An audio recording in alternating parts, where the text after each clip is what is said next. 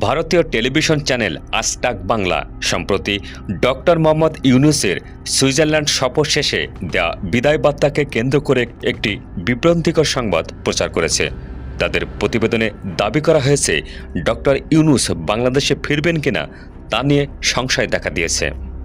তাদের প্রতিবেদনে বলা হয়, বর্তমান পরিস্থিতিতে ডক্টর ইউনূস হয়তো বাংলাদেশে আর ফিরবেন না।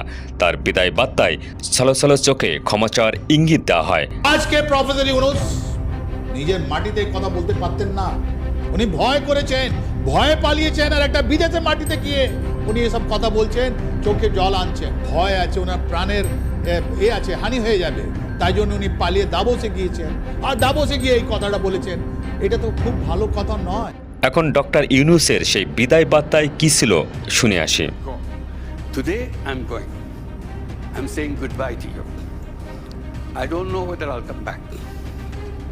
If I don't come back, please forgive me.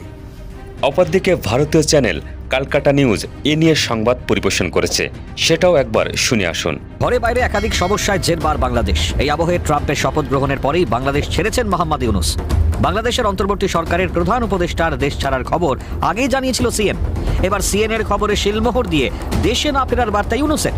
বিশ্লেষকরা মনে করছেন ইউনূসের বিদায় বার্তাকে বিকৃত করে প্রচার করা হচ্ছে, যা বিভ্রান্তি সৃষ্টির উদ্দেশ্যে করা হয়েছে। ডক্টর ইউনূস আন্তর্জাতিক অঙ্গনে একজন সম্মানিত ব্যক্তিত্ব এবং তার দেশের প্রতি দায়িত্বতা নিয়ে কোনো প্রশ্ন তোলার সুযোগ নেই। এ ধরনের অপপ্রচার সম্পর্কে সতর্ক থাকার জন্য গণমাধ্যম এবং সাধারণ মানুষকে সচেতন থাকার আহ্বান জানিয়েছেন সংশ্লিষ্ট বিশেষজ্ঞরা।